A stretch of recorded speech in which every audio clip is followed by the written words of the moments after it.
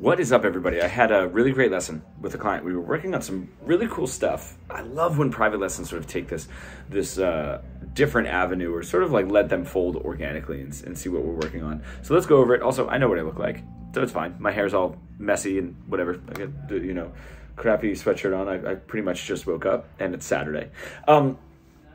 The first thing that we were working on, a very quick chord change, and I want to get into bar chords with this as well. It's going to be the same sort of topic.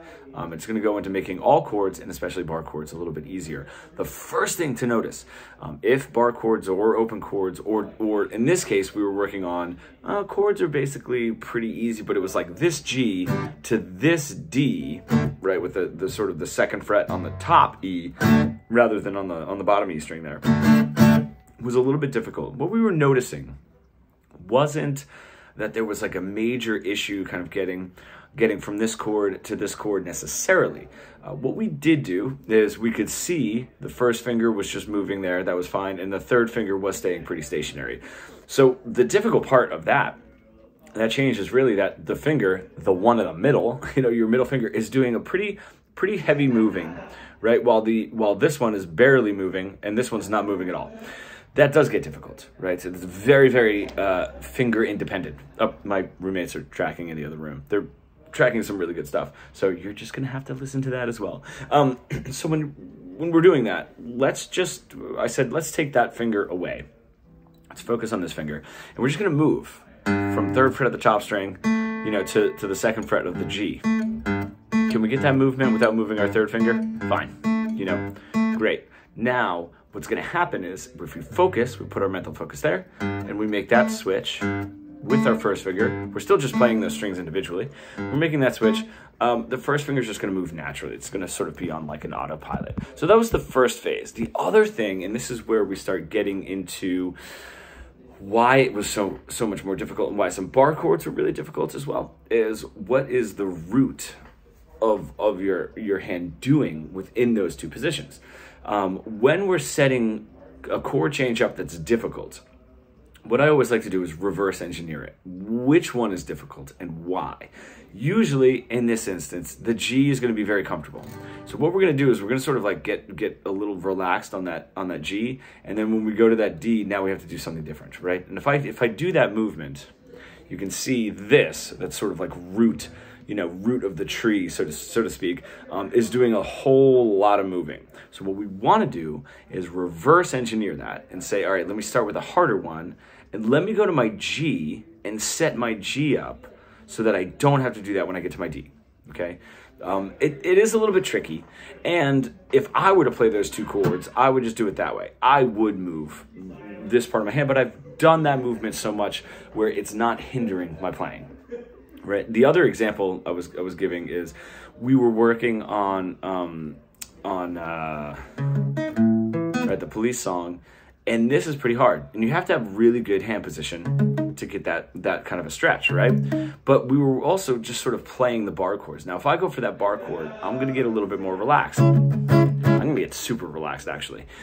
This is a horrible hand position to be in, but I catch myself doing it every now and then, right? And then if I have to switch, you can see what's happening here. There's so much movement there. So if I had to make that switch for some reason very quickly, I would say, all right, that's where I need to be. Let me play this chord that way so that when I make the switch, boom, I'm already there, okay? So that's how we can sort of reverse engineer this and just make sure that this isn't doing too much movement. The root, so to speak, is not doing that much movement, and we can do that without having to like play in this sort of perfect position, because I certainly don't. When students come to watch me play or like watch a video, that I've like played and posted online, they'll be like, that's not what you're doing. I'll be like, I know, don't do as I say, not as I do, just because all of those movements start to just become easier as you play more and more.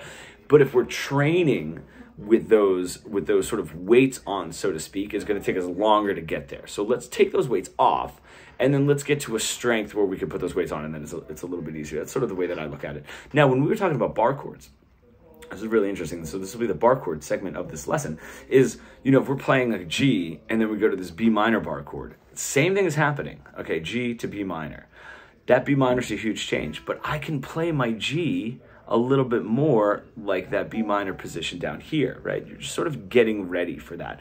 When this is doing a lot of moving, these are definitely doing a lot of unnecessary moving. So that's why you want to cut that down. So just watch that. If there's a change that's giving you trouble, or going from open chords to bar chords is an issue, watch that. Now, that's where we're getting into the next part of bar chords. This particular student was saying, why are bar chords like, I don't want to look at bar chords like they're different than open chords in that sense, where it's just like, he was asking me, if I'm playing a song, you know, and I have a bar chord in the middle, there's a bunch of open chords, and I have a bar chord in the middle, I'm not thinking like, oh man, here comes a bar chord. It's just chords, you know, and we're playing them. So if we get rid of that unnecessary root movement, fantastic.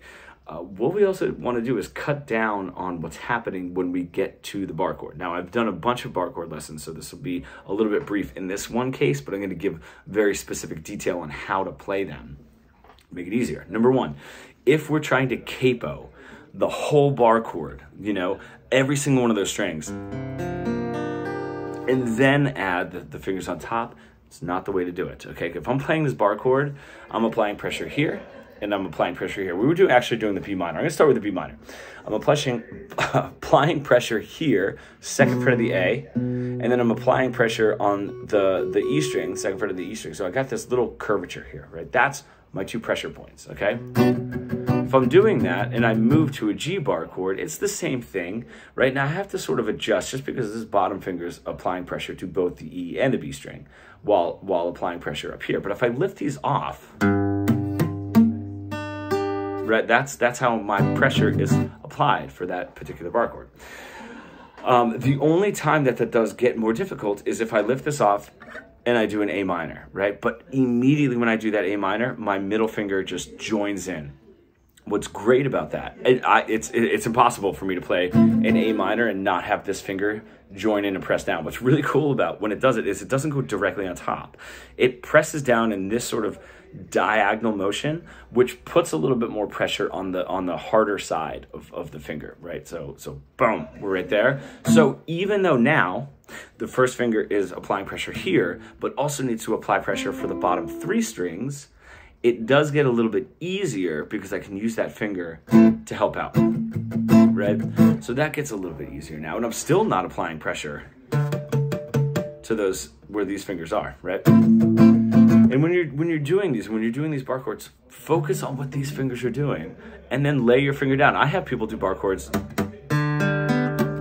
right, where they're not even pressing until they're ready, and the application of that pressure is far more natural. What I mean by that is obviously just pressing down with this finger. Now we're not obviously pressing like super traditional, you know, we're flattening off a little bit here.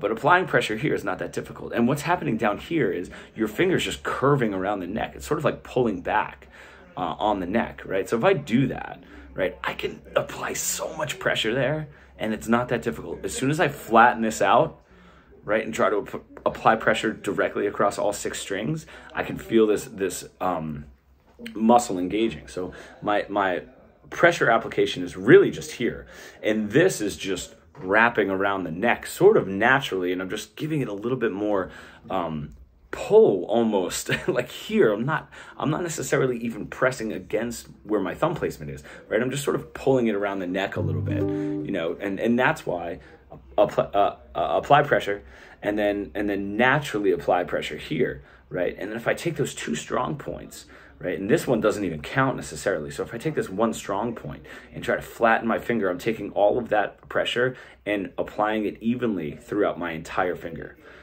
And that's when that gets so tense and so difficult. So watch what you're doing there. That's going to take time. How I would do that is just see, okay, play, cool, and then lift these off.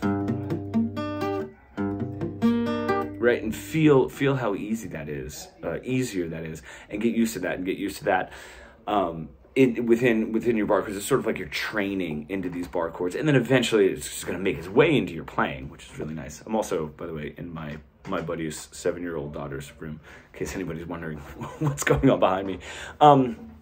So it's not something that you have to consciously think of when you're playing, it'll gradually make itself in, you know. And then thumb placement, my thumb is pretty well behind those two fingers, you know, split. Like if I apply pressure here, if I take this off, my thumb is sort of just like boom, it'll fit like right between those two fingers. When I go for this bar chord, my first finger's not doing anything. Also, I'm gonna move that up. If I go to C, I don't even worry about that bottom E string. So really my first finger's just pressing down here. This finger's doing all the work. So on all of these bar chords, right, my thumb is pretty much in the same pressure, even if it's minor, right? But once I go to this bar chord, my thumb moves up closer to my third finger, right? And that's just where the pressure is being applied. Right, and that's just to try to lighten up the load a little bit. You know, and if that's something, like I was saying, you try to play with that sort of form, you know, make that a little bit easier. It'll start making its way into your playing, and it's not something that while you're playing a song, you have to like think about too much, but we're just trying to take any unnecessary movement and any unnecessary musculature out of your playing, and just make it a little bit easier and a little bit quicker. So ultimately, watch what your hand is doing. As soon as your hand starts moving, like down here, the root, I sort of call it, you know, these are the branches, that's going to cause super unnecessary movement up here. So we want to get rid of that. And then just watch how much pressure you're really applying to your first finger. You don't, you know, unless you are doing something, you know, I can't even get that, you know. You're doing something like a very, very like classical flamenco thing would be sort of blocking that down and sort of, you can even hear, not quite hitting those. That would be the only time that you would need to squeeze down and apply a lot of pressure. I did learn some of this stuff because I use 13 gauge strings in high action, which is why like that's almost nearly impossible for me to do. And I had a great teacher that sort of showed me some of those ins and outs. So I hope that helped. That expands a little bit more on some of the past bar chord lessons that I've done. That gets very detailed. I feel like I shouldn't have given you all those secrets, and that you should hire me for a 1 hour lesson to get that. No, I'm kidding. I love telling you guys. Every time I have like an aha moment, you know, whether it's, you know, teaching somebody over Zoom or one of the classes that I have or doing the course, I love to share. So cool. That is your Saturday lesson. I hope you watch it. I hope you like it.